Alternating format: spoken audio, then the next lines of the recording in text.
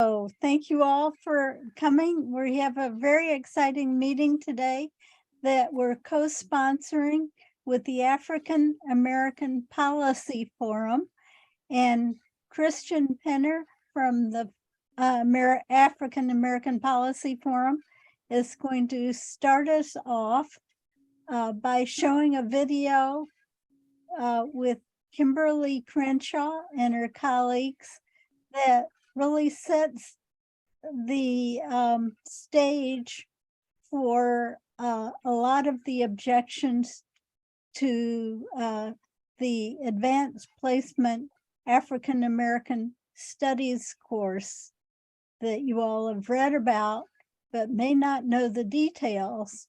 The video is going to inform us, and Christian Penner will give an introduction to the video, then we'll see the video, and after the video, Sumi Chow will, from the African American Policy Forum, will give us some information on the March to May 3rd event to help us fight this opposition, and we'll have questions and answers.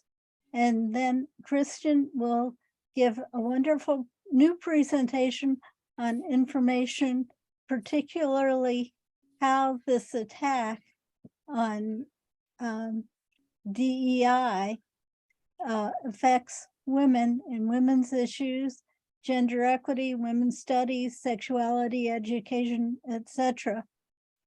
And then there'll be a discussion, and we're looking forward to your participation and us all learning a lot and continuing the fight even more effectively than we've done so before. So I'll turn it over to Christian and let her take it over. Go ahead, Christian. Thank you so much, Susan. It's such an honor to be here with all of you today. So as Susan mentioned, I'm Kristen Penner. I'm a senior research analyst at the African American Policy Forum, and I'm also a co-founder of the Coalition for a Diverse Harvard, which is a nonprofit that has been involved on the pro-affirmative action side as an amicus represented by the Legal Defense Fund in the SFFA v. Harvard affirmative action case. I'm so glad that you can be here with us to kind of understand how the College Board and the Department of Education of the state of Florida's controversy around the AP African American Studies course and the subsequent revisions to that course kind of fit into this broader picture, how it affects feminists, women and girls, and all of us really in this kind of broader context of assaults on DEI, on racial and gender justice efforts, and really on key institutions that are part of our multiracial democracy, like voting rights, public education. There's been a lot of media coverage of this controversy. Even yesterday, there was a new bit of news about the College Board and this course. But to understand kind of what's happening, just to get us all started on the same page, we're going to go back and watch this video briefing that AAPF convened back in February with a lineup of panelists that include Janai Nelson, who's the leader of the Legal Defense Fund, our APF's own co-founder, Professor Kimberly Crenshaw, and two of her fellow UCLA professors, Cheryl Harris and Robin D.G. Kelley. And this group of experts came together to really try to take a look at what had happened between the College Board and the course and the pressure from Ron DeSantis and Florida's Department of Education and other influences on the course development, and to really take a close look at the revisions to understand what they are, what they mean, and what we can all do about it. And so just a slight change of plans, because my colleague Sumi Cho, our Director of Strategic Initiatives at APF, has to be called away for a little bit. I'm going to follow up after the video with my presentation, and then Sumi will wrap it up and we can have Q&A at that point. So let's all watch the video. Thank you so much, Sherry, for sharing it. Good evening, everyone. I'm Kimberly Crenshaw, Executive Director of the African American Policy Forum. Together with the Center for Intersectionality and Social Policy Studies, we welcome you to this briefing and call to action. When racial reckoning and anti-wokeness collide, what's left out of advanced placement Black studies and why everyone should care? We're delighted to welcome you all to this conversation that we hope can shed some light on the unfolding developments surrounding the introduction and the subsequent revisions to the AP African American Studies curriculum. Now, this briefing follows a flurry of activity in the weeks since Governor DeSantis publicly began speaking out against the course towards the end of January, and then denounced the course as having no educational value. The reaction of the College Board to this denunciation was simply to state that the course is still in its pilot phase and frameworks often change significantly as a result. That exchange prompted an initial letter signed by over 800 Black scholars stating, quote, "The contention that an AP curriculum in African American studies lacks educational value is a proposition supported by white supremacist ideology because it fundamentally demeans the history, culture, and contributions of Black people. The framework that was released differed dramatically from earlier drafts in precisely the arenas that had given rise to so much excitement. Key concepts and movements such as structural racism, intersectionality, Black feminism, queer theory, Black Lives Matter, reparations, the new Jim Crow, were either erased altogether or made optional. The cuts adhered with disturbing precision to the Florida Department of Education's demands. Equally disturbing was the precise carving out of objectives that the course would legitimately serve, objectives that embodied some of the core commitments in the field of African American studies. The censorship of foundational content was not limited to course concepts, themes, and scholars alone. Course goals and learning outcomes were revised to suggest that the course was not intended for students to assess, quote, real world problems, that was excised, systemic marginalization, that was excised, to evaluate the past, present, and future implications of major social movements, that was excised too. In fact, these were quite neatly excised from the key underpinnings of the course, from being defined as at the heart of the course, which by AP standards would mean that they could not be subject to state or local elective choice or censorship. To contrast with, say, biology, a state that takes out evolution loses their AP authorization. But 17 states or more that seek to silence contemporary examinations of the ways that racism is structured need not fear that they will lose AP authorization for censoring the core ideas out of African American studies. This state of affairs is deeply, deeply unsettling. So, to get the vital perspectives from some of the central thinkers and doers in this fight, it's my pleasure to welcome Cheryl Harris, Vice Dean for Community Equality and Justice at UCLA Law School and a colleague of mine. Robin D.G. Kelley, Gary B. Nash Endowed Chair in U.S. History, also at UCLA. And finally, Janai Nelson, who is the President and Director Counsel of the NAACP Legal Defense Fund. Welcome, all of you.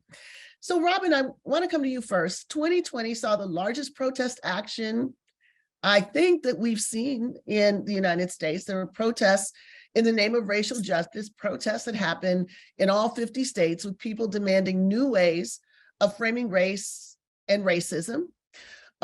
These protests were multi-generational and, importantly, multiracial. So help us understand more about how that moment shifted the terrain, and in what direction did it shift the terrain? To put it specifically, how did the uprising of 2020 figure into the trajectory that led to the course, and we could say was its conditions of possibility? Right. Well, thank you, Kim. Of course, the origins of this rebellion really go back at least 3 decades, of organizing work. It wasn't just justice for George Floyd, it was actually transforming the whole criminal justice system and the economy. But let me just make 2 quick observations for our purposes. Of course, well, 3. One, that rebellion was a prompt to return to what was the College Board's efforts to create an AP African American Studies course. 2 other observations is that the entire history about which I'm speaking, those 3 decades, at least since the 1990s, really needs to be mandatory in any AP African American Studies course. In fact, it should be mandatory in US history course, because when you read the framework carefully, that period from the 1970s until the present often, misses these social movements. And I would argue that those rebellions, the social movements of the last 30, 40 years, may be the most militant insurgencies in US history. And the last thing I'll just add is that the very analyses that those social movements use, the critical lenses, that are the very analyses that we're fighting for to keep in the curriculum: critical race theory, Black feminism, a materialist analysis, queer theory, deep interrogations into racial capitalism. And that's what's foundational to the movement. So if the movements inspired a course, then you would think that the ideas would also be in the course as well. So this opening is happening and there's energy flowing through it, but then there's another trajectory that comes out of that. And Janai, I want to go to you for that, because after every sort of significant possibility opens up, one of the things that we know from looking at our history is that there's backlash. And sometimes the backlash is more momentous and more robust than the opening. So can you talk to us about the laws that laid the foundation for the moment that we are looking at here? And that picture, of course, starts with the executive order launched by President Trump. It picks up steam with the litany of legislative attacks against the entire racial justice apparatus, which includes practices, policies, knowledge. In other words, I guess my question is, walk us through the creation of the anti-woke moment along with its legislative embodiment.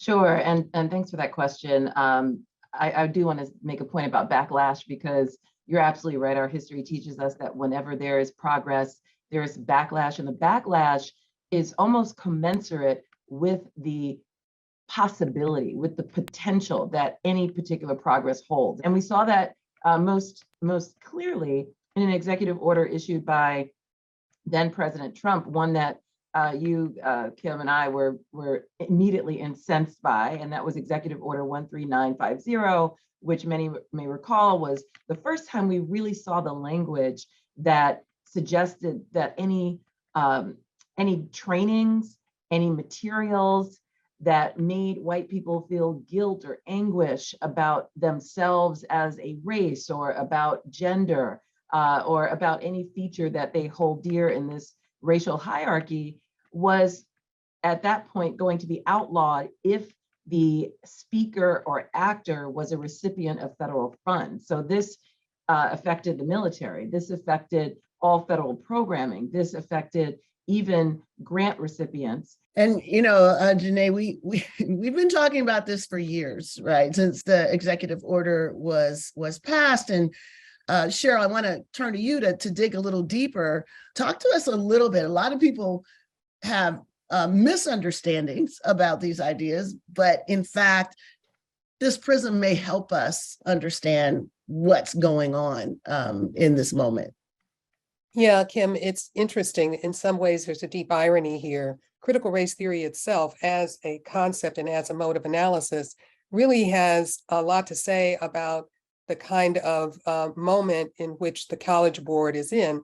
Critical race theory has long rejected the idea that racial harm is only the result of intentional bigotry, only the result of intentional conduct. In fact, one of the core CRT concepts is the idea that normal race-neutral processes can and often do produce racial harm and subordination. Neutral colorblind rules actually produce disparate impact. So what I'm saying is, even as the board, even if we accept the board's assertions that it was not in fact bowing down to Florida, the result of what happened was in fact a process of their procedures, their neutral, presumably race-neutral procedures, ended up producing a serious harm. And that, I think, is actually one of the stories that CRT tries to help us see, how racial subordination and harm is often the result of unintentional conduct, but it occurs in the context where people are not looking, so to speak, in a way in which racial power is shaping the terrain and the context in which they're acting. Thank you. So back to law, and Janai, I want to come back to you because, we're also looking at the resurgence of arguments that many thought had been defeated in the aftermath of Brown versus Board of Education. So states' rights is everywhere, and not, kind of ironically, I mean, it's doing a lot of the same work that it has always done. And I'm particularly keen to get your thought on the role of states' rights and the projection of the innocence and vulnerability of children. Yeah, so we know that this has never really been about the protection of white children and their development as human beings, because if it were, then the Supreme Court would have taken very seriously the arguments that we made in Brown versus Board of Education, where we demonstrated that not only was segregation harmful to Black children and the Black psyche, but it was equally harmful to white children in that it gave them a false sense of superiority. It gave them a sense of accomplishment and moral authority that had not been earned, and in fact was belied by the very structures that enable their success and enable power that is simply unjustified. So we know that this is not a genuine protectionism of white children in a way that's legitimated by any psychology, any behavioral science, any data. This is just another way to maintain a white supremacist hierarchy. And I do want to emphasize, my concern is less about the AP African American Studies course, because if we're going to be honest, a fraction of students in this country, a fraction of the public school students even have access to AP courses in this country. What my deepest concern is what the capitulation, or as Cheryl said, even if we take them at their word, just the failure to navigate this attack on our scholars and on our studies in a sophisticated way, it sends a message to so many more vulnerable teachers, librarians, and students that they too must change their behavior to fall in line with the censorship efforts, the intentional excision of their own histories from state curricula and from their own education. So I find that this is a deeply dangerous scenario, whether it is intentional or not, and you can draw a direct line from these efforts to the fight that we see before the court in affirmative action, where there is an argument that you can't consider race in determining one's merit in being admitted to college or university when there is a compelling rationale for diversity for the benefit of all students. And you put a point on the elements of this that rehearse and then deepen the crises that we're in, the democratic crises as well. I'm mindful of the fact, for example, that this is happening alongside attacks on voting. And one of the reasons why the attacks on voting, if you kind of look at our map, you can see that the same states that have anti-woke laws also have voting suppression laws. The suppression of our voice, the suppression of our votes, go hand in hand. And literally the condition of that possibility was to impose a sort of colorblind frame on contemporary voting patterns. The idea that all the race stuff that was negative happened in the past. Right now, we don't have those problems. And so we basically lost much of the heft behind the Voting Rights Act on the basis of a very similar, the past is racial and racist, the present is not, and colorblindness is the thing that rules the day. Cheryl, I want to pick up a thread that Janai just talked about, and actually go a little more into the rationalizations that have been given, and what we make of the political question. So over the last weeks, the College Board has assured us, both publicly and some of us privately, that political influence played no role in the formulation and the decision-making around the course, that the decisions were made on the expertise of hundreds of scholars that are often cited and just pedagogical considerations. But on Monday, it was revealed in an interview with one of the personnel of the College Board that the decision to remove all mentions of the word intersectionality in the required part of the curriculum, and also removing it from one of the course goals, was justified on the premise that the term had been drained of meaning. So this begs the question, drained of meaning for whom and by whom, whose perspective? Now, the College Board represents this judgment as neutral, I guess. But the revelation that among those who have been behind legislation which promotes the censorship of ideas is that one person who is behind some of this legislation was actually highly placed in the College Board itself. So I'm wondering, should this give us pause? What does it suggest about mainstream institutions' relationships to these extremist sensibilities? I think what I was trying to say at the beginning is that we have to understand what their function is. They are they sort of a monopoly on the question of how certain information is certified, packaged, and made available to students. And it's quite true, as Janai says, that this is really just a thin slice of what is available to students, but its impact is actually quite profound, because if in fact the College Board, or if in fact courses like what the College Board was initially trying to produce cannot be taught, then that information is not just censored for students who want to take the AP course.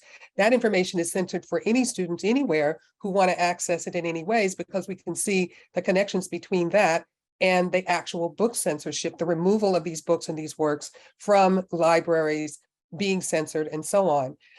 I think the notion that I want to put forward is that one of the contradictions that you point out, this state legislator from Indiana, Todd Houston, I believe he actually resigned last year when it came out that he was collecting over $400,000 a year. At the same time, he was an architect of laws that were designed to censor anti-racism, is really, that's maybe like down in the weeds for some people, but I see it as actually a really interesting emblematic example of how the right has normalized thought suppression. One would think that the College Board, as an institution that embraces academic freedom and asserts that it's about delivering information to young people, would not have within its high up in its ranks somebody who is actively seeking to suppress knowledge.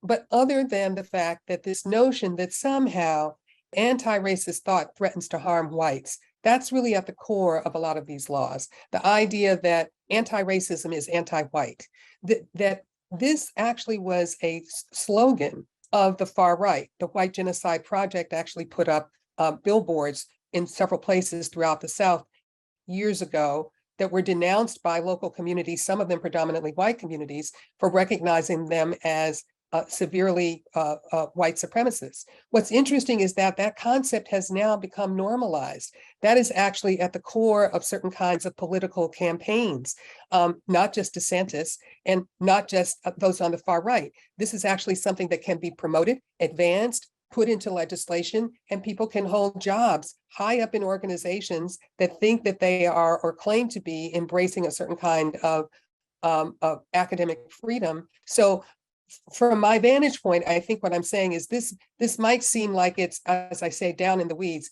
but to me, it's sort of exemplary of the way in which institutions actually come to accommodate this very core idea, which is manifest not only in the question of what happens in a curriculum, but as we're pointing out, travels itself throughout the entire political discourse in terms of what people can say, how even organizing on behalf of Black people can itself be named racist. And it provides victory. If all forces that are behind anti-woke laws need to do is attack ideas, is to recode them, redefine them, and that's enough to say that therefore they don't have a role in education or in an advanced course. I mean, if anything, the opposite should be the case, right?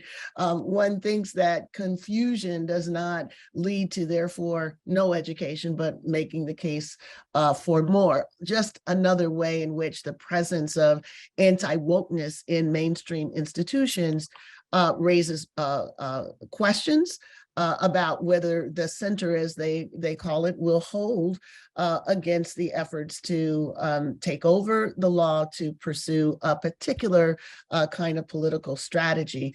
But I make one quick point, Yeah. Kim, before you turn, because Yeah. I wanted to say this. One of the problems is this notion of neutrality. Yes. The idea of a neutral principle, sort of being able to work our way through this. That ends up placing anti-racist and racist thought on the same moral plane, on the same conceptual plane. And therefore the argument is, well, free speech means you have to actually allow both to flourish, and somehow in the marketplace, it's all going to get sorted out. Well, we know what the marketplace has actually done. And I think we can see conceptually why this concept, which is actually one that liberals and conservatives have embraced, ends up producing this situation where anti-racist speech can be targeted, and people still actually argue that this is not censorship. Yes. And, you know, we could talk a while about neutral principles. Let's just let people, you know, ponder the idea that even liberals, in response to Brown versus Board of Education, were flummoxed. They couldn't figure out whether one could support the opinion through a neutral principle, because after all, you just have whites' desire to segregate, blacks' desire to integrate. How are you going to choose between the two? So this has been part of liberal ambivalence about Black freedom from the very beginning. And so it's not surprising that we see some element of it here. So two of our colleagues are signing off to go hear another colleague, Keanga Taylor. So I wanted to give both Cheryl and Robin the moment to leave us with some thoughts.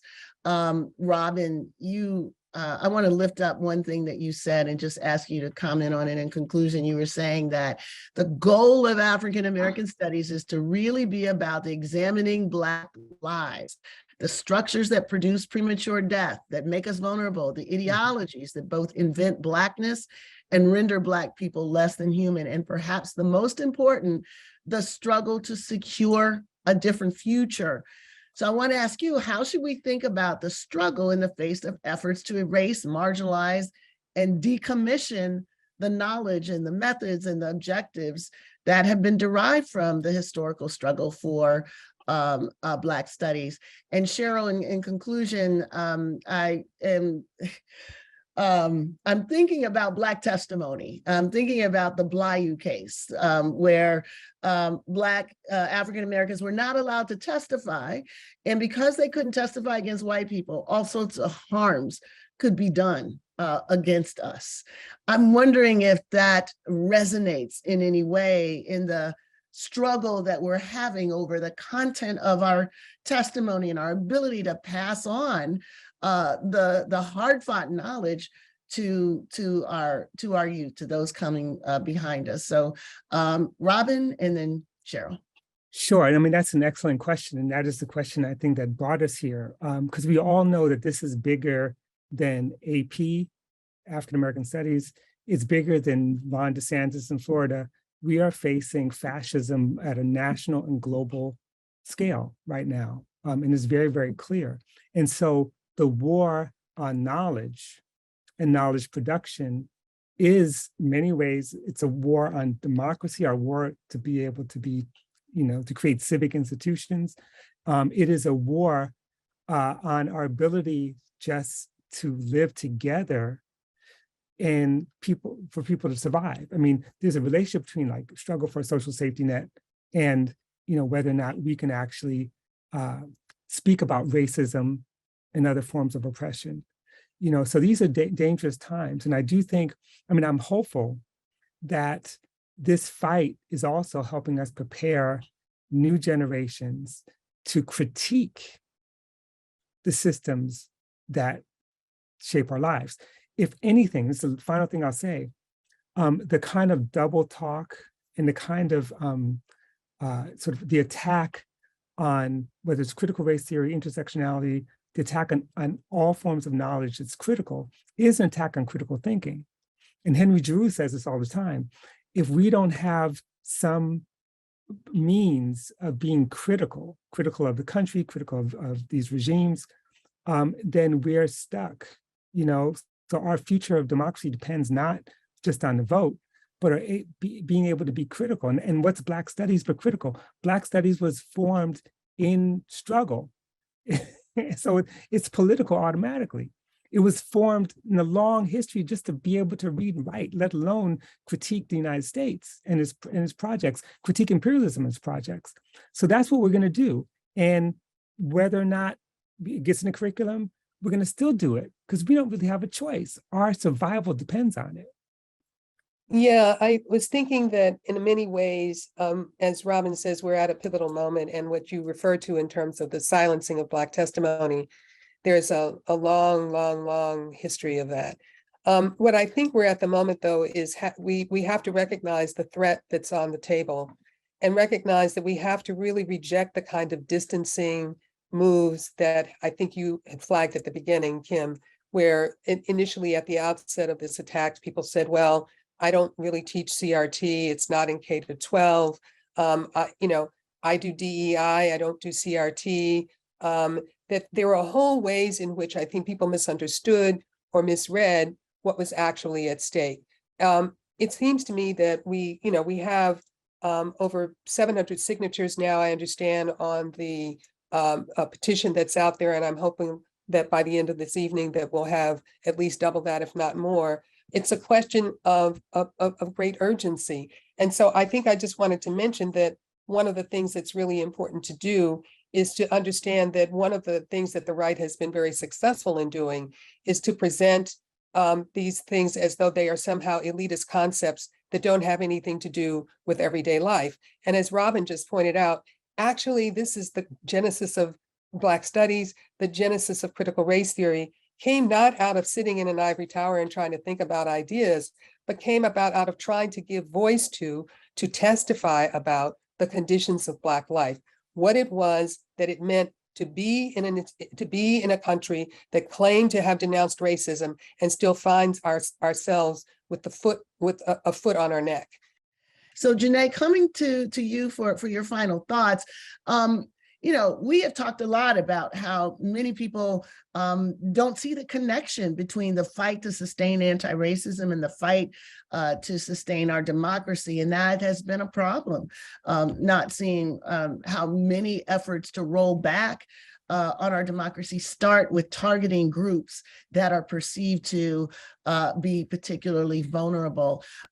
You are at the helm of the LDF. You are involved in efforts to both present this case in the court of public opinion and in the court of law.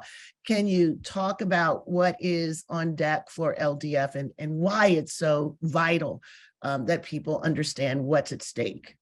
Absolutely. And I want to acknowledge we're not in this fight alone. The work that AAPF is doing, the banned book bust, the ways in which you have brought such visibility to this issue from the very start is just so commendable. And I'm very grateful to have AAPF as a partner in this fight.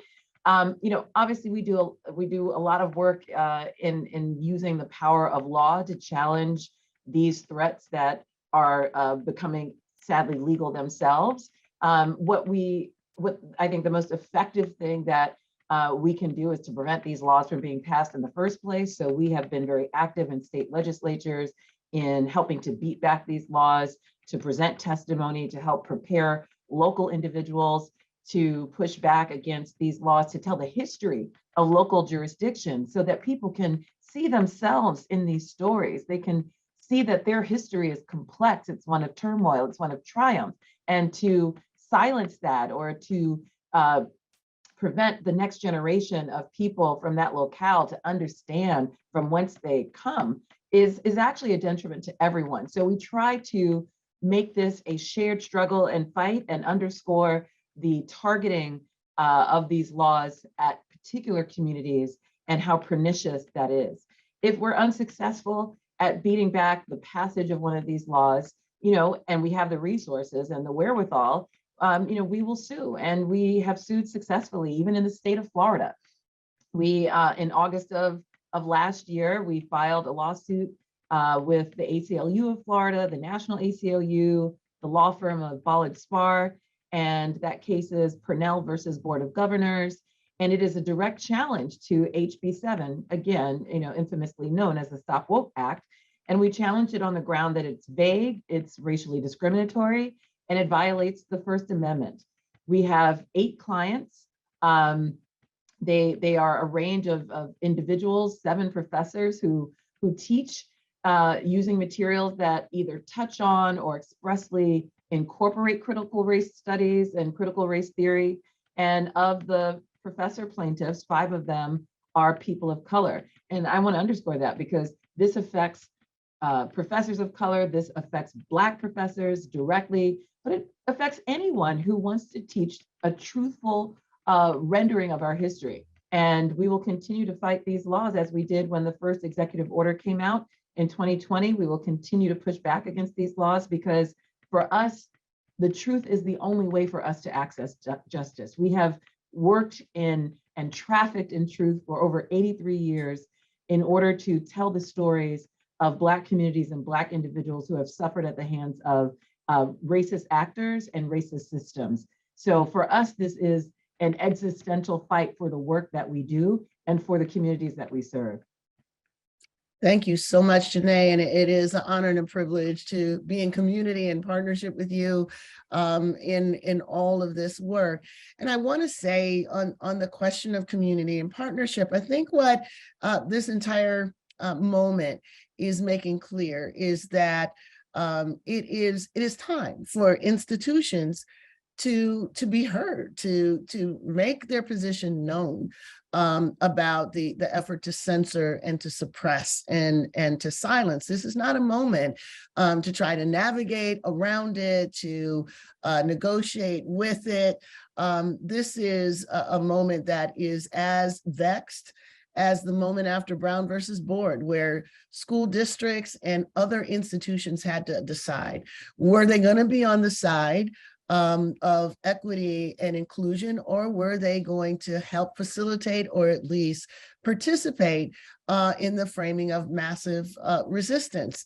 This is that moment. So if anything, the question is, how do we all work together to address this significant threat, not only to our education system, to public education, but to our democracy itself?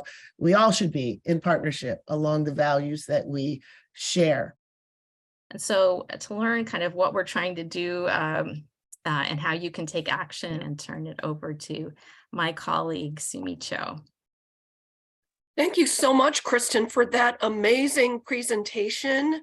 We are indebted to Kristen at AAPF for her forensic research. As you can tell, she provides exactly the intel that we need in this moment to track the right-wing infrastructure that we're up against.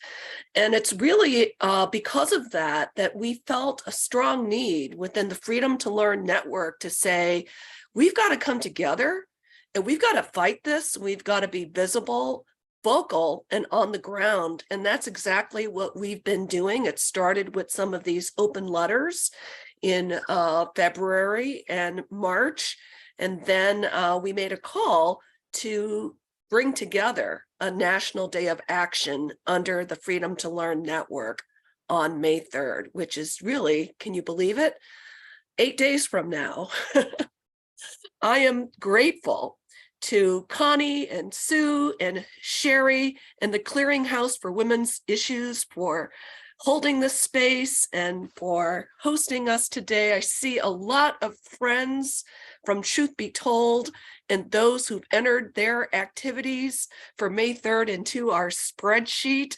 I don't want to take up a whole lot of time other than to let you know that despite the seriousness of this right-wing infrastructure that we are up against and their disinformation, anti-Black, anti-woman, anti-gay, anti-trans campaign, anti-public education, anti-public institutions, we are building something important, exciting, and very rooted in community.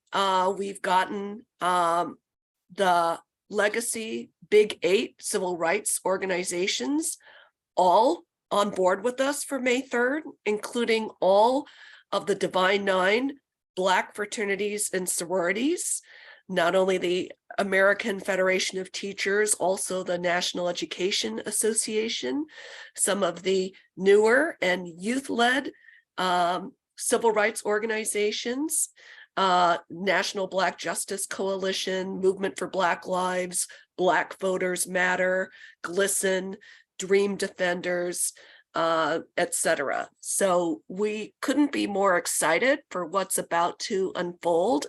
And we know we've got the attention of educational and political leaders who should be doing the right thing, but really aren't. You know, we just saw in the New York Times the report how the College Board essentially had to yet again state that they were going to revise and try to change their curriculum in response to many of our demands.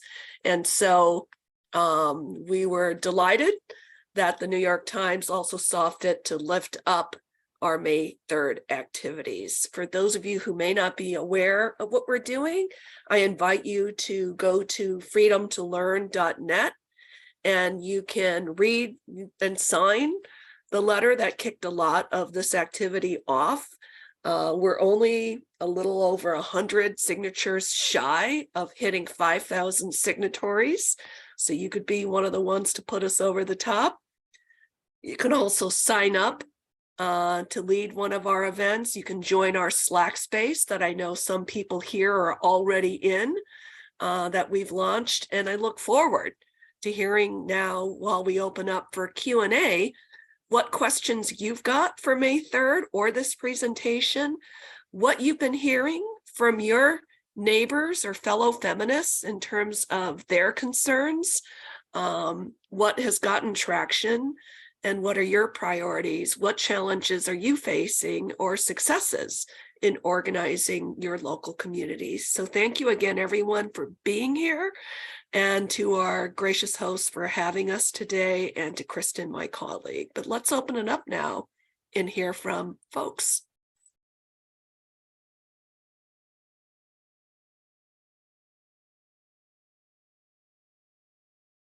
I'm not above also calling on people that I see have been participating in our weekly activation convenings and organizing your own events. And I invite people to also share out if you're organizing a local event on May 3rd, to please do so. Raise your hand, and would love to spotlight what you are doing to inspire others.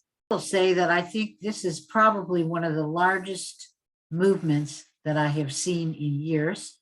I don't be alarmed because we only see 5,000 people or 5,000 organizations mixed up in it. There are more to come, and there are several who don't know about it yet. So I think one of the things we need to do is send it out to all of the lines of connections that we have. I myself am looking for groups for the activities in Washington, D.C. area that we can get involved in, and to spread that information around. And but if Slack could just get rid of that horrible little notification noise, it drives me nuts. But I will say this, I have learned so much today. I'm looking forward to, there are Thursday night gatherings when you go to Freedom to Learn, you'll find out that every Thursday night there's a planning session for 2 hours. And this Thursday, they are featuring the people who run the two major education unions in the country, the NEA and my home union, the AFT. And those presidents are going to be there to talk about how to stimulate and get people going on that and what important work this is. Because if we lose education, ladies and gentlemen, we lose everything in this country. And if you can't educate people, you will have a race of people who are bound to something that they don't understand. So that's a problem. Karen. Yeah, thank you very much. And I really appreciate the things that you've been talking about. I saw the beginning of this in Jane Mayer's Dark Money book, which was the scariest book I read 15 years ago. I just read Sheldon Whitehouse's The Scheme. Elise Hogue has written a book about where the anti-abortion effort has come into play. This is a huge conspiracy that has been talked about, but not. And I'm hoping that the Freedom to Learn effort could be a way of expanding its impact on politics. What is bothersome to me is that we know these things, we see these things. I think that the AAPF's charts I would love to have to show to, I'm involved with National Women's Political Caucus, which has become certainly much more intersectional and much more concerned about equal rights and freedom for everybody and justice. So I'm going to be asking NWPC to participate in this, but I'm frustrated that people with bunches of money who could help build the networks that could oppose some of this do not seem to be active. You can't really fight these giant amounts of money and these dark money networks with, you know, online grassroots fundraising. It certainly is helpful. It's better than so I am concerned about whether or not we've let them get too far down the road and too powerful to be resisted in an effective way. And I find myself very frustrated and angry about it. And I'm pleased to learn about the May 3rd effort, but are we too late, or do we really have an opportunity to push back on what has been essentially 50 years of pushing on, quote, wokeness? So I'll help let me not Kristen be. go first, and then I have a quick comment to follow up. Yeah, I think, I think one thing that was very poignant to me when I first kind of got involved in kind of doing this research was one older civil rights leader saying, we made the mistake of believing that our victories were permanent and the other side did not. And they had it. This is, this, you're right. You're totally right. It is it's an assault of decades in the making with, this incredible funding network behind it. And it's been interesting to me when I've given some of these talks to funders, and they don't seem as daunted by the amounts of money. Although having started a little nonprofit in this area myself, we did not make bring in $3 million in our first year. We are, just grateful 5 years down the road to be able to fund student interns for 5 hours a week. I mean, I guess having been in that position, that distinction is so clear to me.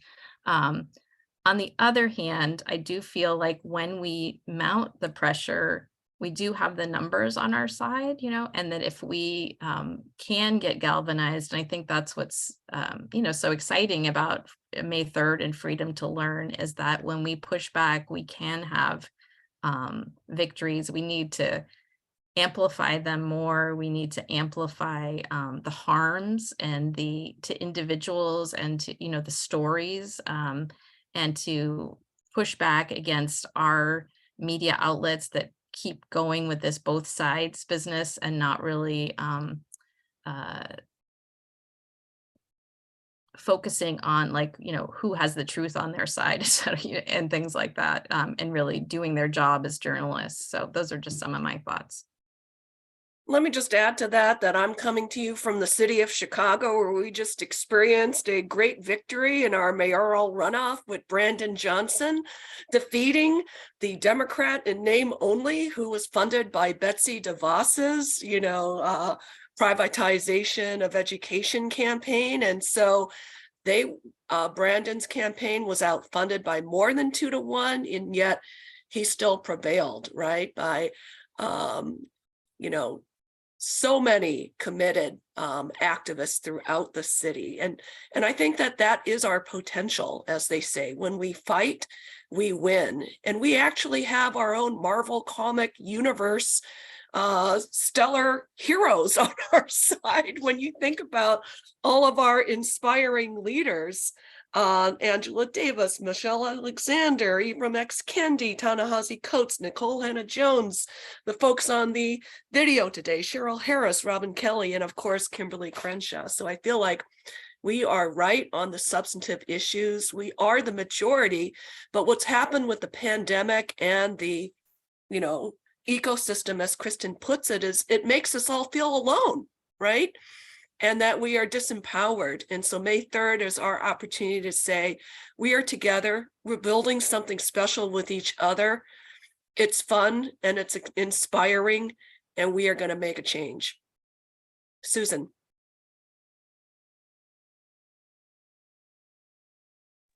I just thank you. And I've so enjoyed the presentation today and your remarks. I just wanted to make 2 comments. One is that I've taught in the level 4 prisons in Connecticut, men's prisons, and taught men who are towards the end of their incarceration period, and to help them build a positive narrative so that they can be successful outside. And it's been very rewarding and all of that. And then I just want to speak briefly. I advocate for people in higher ed who are being harassed and discriminated against and retaliated against. And I wanted to make the comment that I have been quite involved with advocating for women of color who work in the Ivy League. And I am completely disgusted with what has gone on as far as harassing women of color out of the university, whether it's someone who has their PhD, someone who is a staff member. I've been advocating for a woman whose white male supervisor put a gorilla on her desk and thought that was quite funny. I'm now advocating for a woman who was completely retaliated against for getting pregnant. And both of these women were decades-long employees. And so I just want to make one last remark. What is most annoying is that we cannot get, I'm helping them through Connecticut Human Rights and Opportunities, but it is very difficult to get funding for an attorney. Most of these, one woman was fired after having the baby and then denied unemployment with a 3-month-old infant at home. So, I was lucky. I did have a case against Yale University years ago and was helped by AAUW. I would just like there to be a stronger, stronger support for women of color, because we've got to do this through the courts. Okay, that's all. Thank you very much. My dear departed former colleague, Terry Smith, who authored the book White Lash before he passed prematurely, wanted to start a nonprofit legal assistance organization for faculty because Title VII and Title IX are not sufficient to protect those rights, in large part because of what you just said. The transaction costs, as economists say, are way too huge for anyone to take on institutions with deep pockets who can wear you away by attrition, right, over the years-long battle and hundreds of thousands of dollars that are necessary to fight for those rights. So thank you, Susan, for dedicating your time and efforts to that very important work. Thank you. Denise. I just wanted to say, first of all, thank you so much for the great presentation. It's very heartening to hear all the great work you're all doing. My question is, to what degree are you getting more mainstream organizations to buy into this? Because the dangers are so great. It is more than just particular groups being targeted, or even all of them being targeted. For example, the issue of academic freedom, this is a whole history that was won over 100 years ago, and now we've lost it.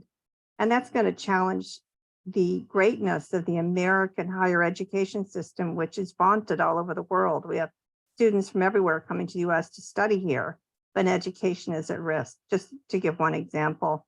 Another opportunity is the upcoming presidential party conventions. I'm currently organizing a group of scholars to go and study the conventions in 2024 to look at the decline of representation, because they used to be very representational with the party reform that happened in the 60s and 70s, and now they've become very leader dominated. And I think there's missed opportunities to organize more broadly and to educate and inform folks. I'm just curious, are there any groups that you're working with that could help support some of the effort that you've all been working on? Thank you. This is such an amazing group here, raising these very nuanced questions that go to the heart of the challenges in doing this work. And I will say that the academic freedom piece is particularly bedeviling. And what we found in over 2 years of trying to organize and connect with people who are committed to freedom to learn, there is a strand of organizations that want to keep a distance from, let's say, the taint of critical race theory and racial issues, right? And so unfortunately, some of the more mainstream organizations that fly the flag of academic freedom and First Amendment sometimes fall into that category. And so we've heard things like, oh, well, we can't just be about defending letters like CRT, which of course is not the point. The point is that is just the container that's been defamed that they're trying to put everything into, as we're seeing. But that is the ongoing challenge. And so when you get into it, you find exactly what you've already found, is that there seems to not quite be alignment. So those people who are able to persuade and keep the conversation going and push the organizations to take a firmer stand and to be very vocal, particularly about the most marginalized people of color, LGBTQ members who are impacted by this. We are deeply grateful for that. Kristen, do you want to speak to the state convention piece at all?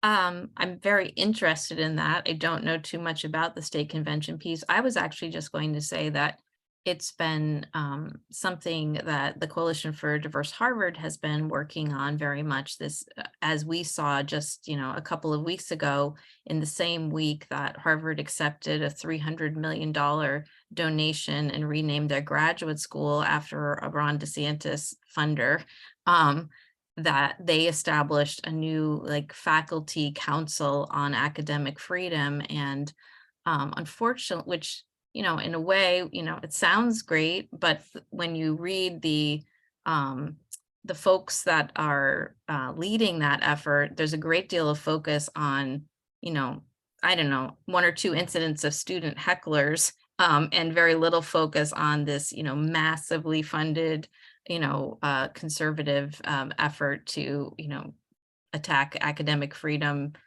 throughout our entire education system. It's as if those 2 things are equal. So there's such great challenges in working on those and finding organizations, just like with free speech, it's one of where are all the free speech organizations when critical race theory is being censored?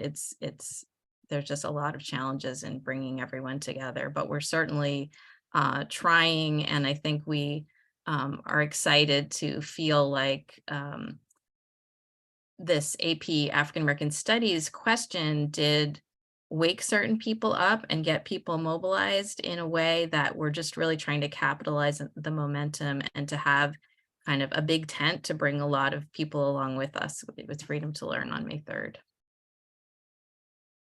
So to that end, before we close out, I just wanted to give some folks some opportunities to join us on May 3rd. Kristen, while I'm talking, are you able to grab the spreadsheet and drop it into the chat so that people can see the 130 plus activations and see if there's something close by to you that you might want to join? And if not, feel free to enter your own event in. For those of you, since CWI, I believe, is headquartered in DC, right? Right. I'm going to be inviting you all to a co-sponsors meeting this week, in fact, tomorrow, about the DC rally that we are organizing. And for those of you in the DC area, we will be gathering at the National Education Association at 8:30 in the morning at 1201 16th Street Northwest. It's in the atrium. And we have some of our beautiful Freedom to Learn t-shirts that we'll be distributing on a first come, first serve basis. So that's an incentive for you to check in early and often, beginning at 8:30. We'll be stepping off to the College Board Equity and Access site. That's just a few blocks away at 9:30, but we'll learn some new chants, have some coffee, meet old friends, and make new ones next week on Wednesday in DC, beginning at 8:30.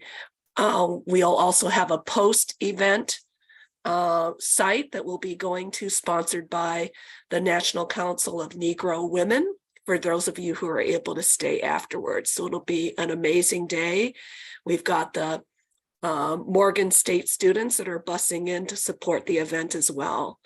In New York, if you're based in New York, we're going to start at 2:00 for our rally, gathering at the Irish Hunger Memorial in Rockefeller Park in Lower Manhattan, which is literally across the street from College Board headquarters.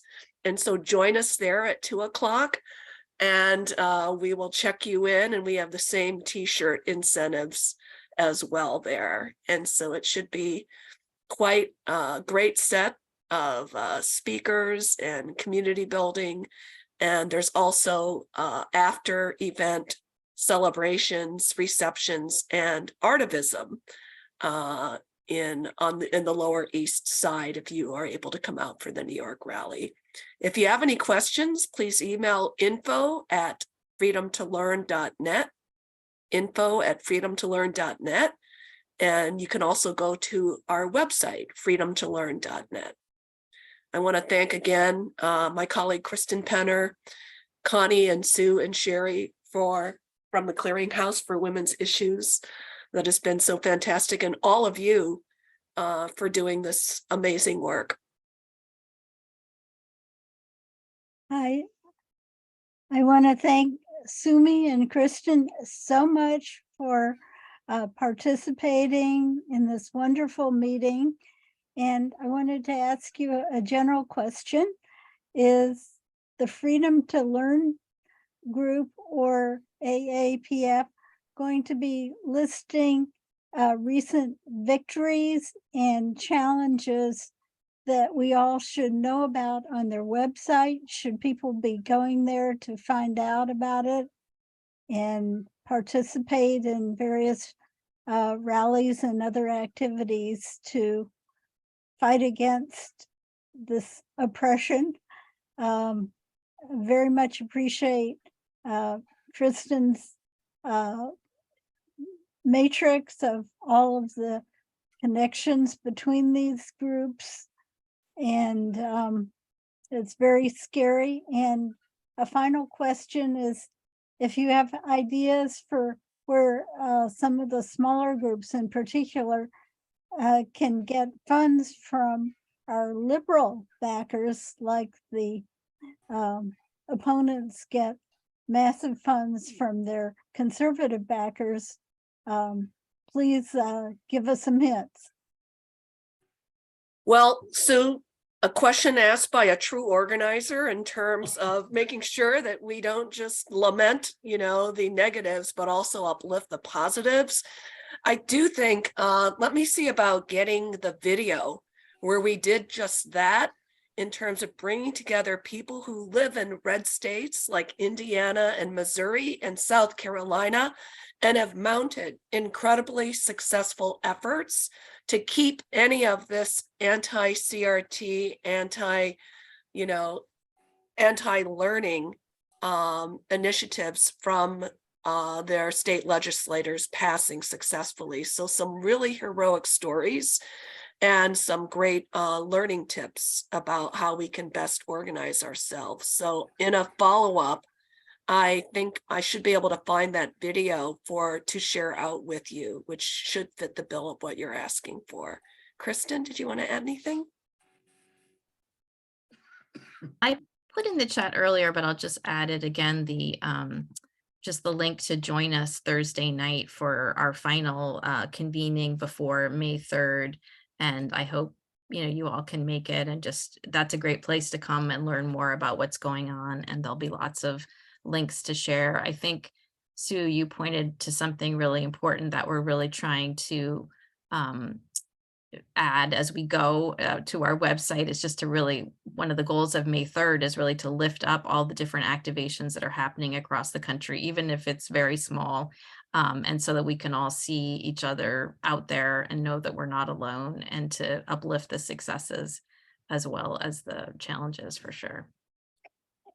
And let me just add that Connie is going to add about a potential success that we all need to work on with the Equal Rights Amendment.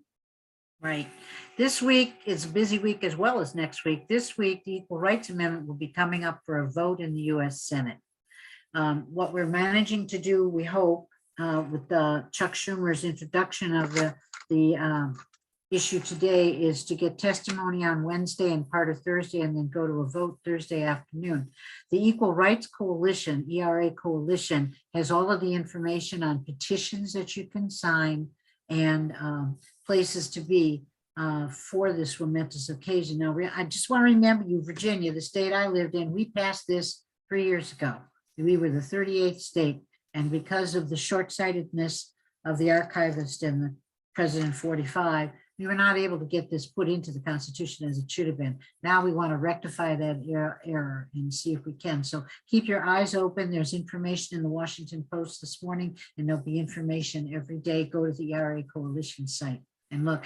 And ladies, you have opened our eyes today to the various containers of problems that we have. And those are only the few that you've mentioned. I just hate to think of what more is waiting for us out there on the far right. So thank you so much for the alarm. Thank you, everybody, and goodbye. And we'll have a summary of this wonderful meeting in the newsletter. Bye. Fantastic. Thank you so much. Bye. Bye. Bye. Thank you.